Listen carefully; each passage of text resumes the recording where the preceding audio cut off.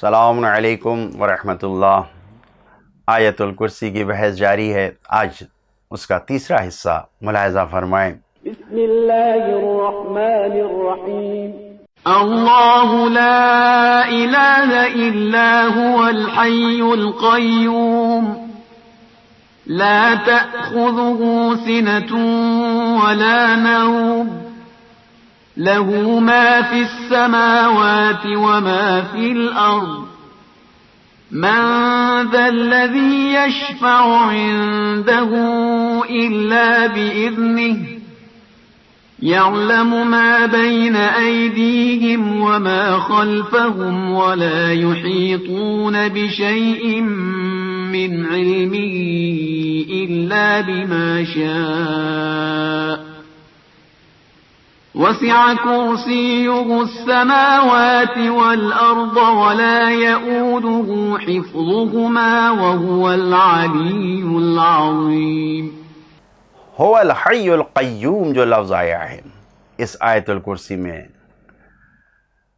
الحی کے ذیل میں دعائے جوشن کبیر میں 70واں فقرہ جو ہے، جملہ جو ہے، حصہ، اس میں خداوند عالم کو، اللہ کے ناموں کو ہم اس طریقے سے یاد کرتے ہیں، بلاتے ہیں، یا حیاً قبل کل حی، یا حیاً بعد کل حی، یا حی الذی لیس کمثلہ حی، یا حی الذی لا یشارکہ حی، یا حی الذی لا یحتاج الی حی، یا حی الذی یمیت کل حی، یا حی الذی یرزق کل حی، یا حیا لم یرث الحیات، یا حی الذی یحیی الموتى، یا حی یا قیوم۔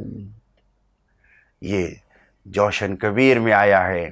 جی ہاں، خدا زندہ ہے ہر زندہ سے پہلے، خدا زندہ ہے ہر زندہ کے بعد، قبل کل حی بعد کل حی۔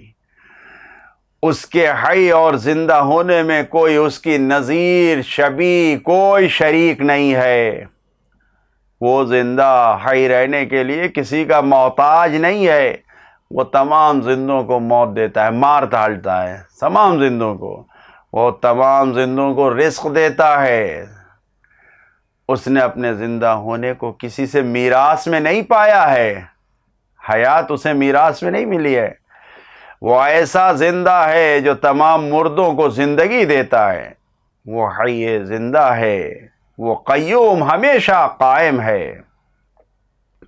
حیات اور زندگی پروردگار کی ذات میں دوسروں کے سے بالکل الگ ہے، اور اللہ کی دوسری صفتوں کی طرح اس کی ذات سے الگ نہیں ہے، اسی میں فنا ہے۔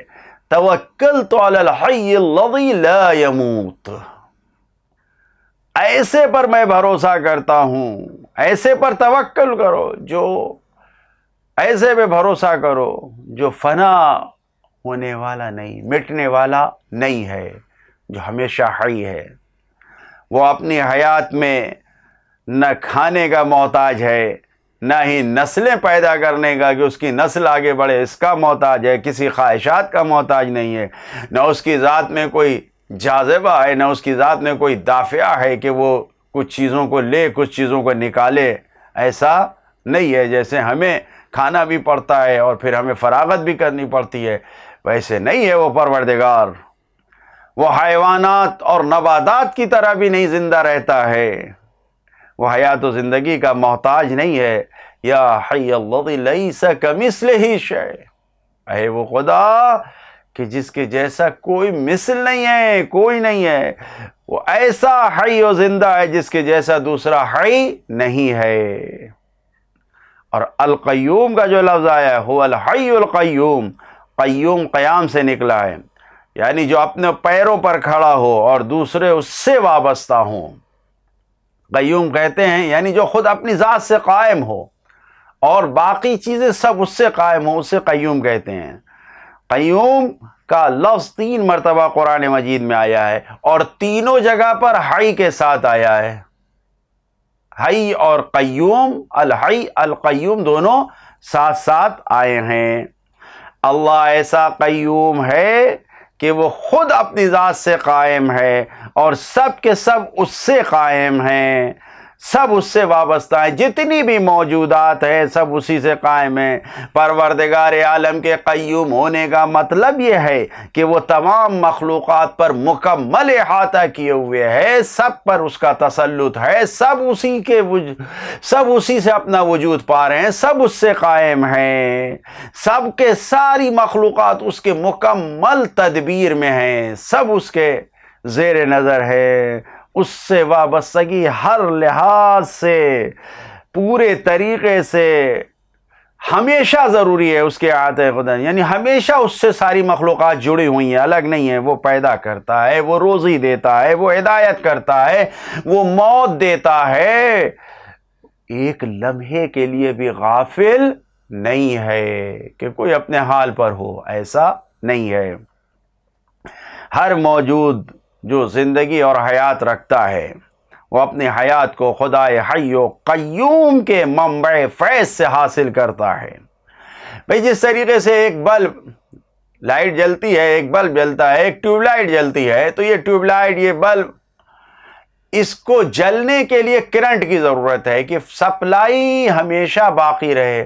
اگر ذرا سا بھی سپلائی رکی تو یہ خاموش ہو جاتا ہے، بجھ جاتا ہے، اس کی روشنی ختم ہو جاتی ہے۔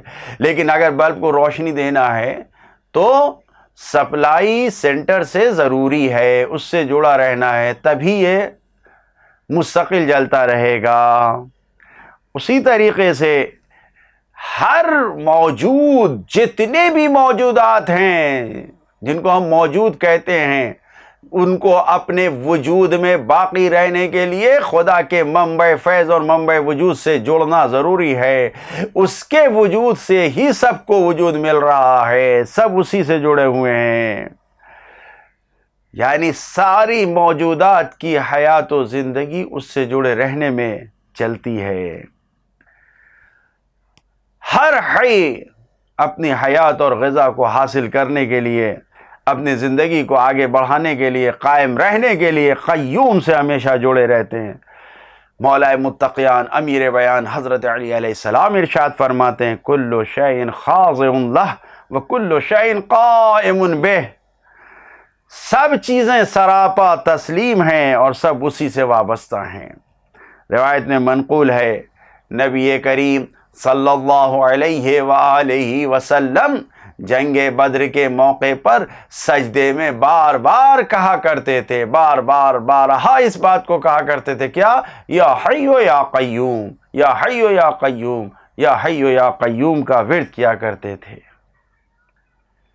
یقیناً خدا سے دعا کرتے ہیں کہ ہماری عملی زندگی میں کامیابی کے لیے خدایا ہمیں ہمیشہ حی و قیوم سے جڑا رہنے کی توفیق عطا فرما۔ والسلام علیکم ورحمۃ اللہ وبرکاتہ۔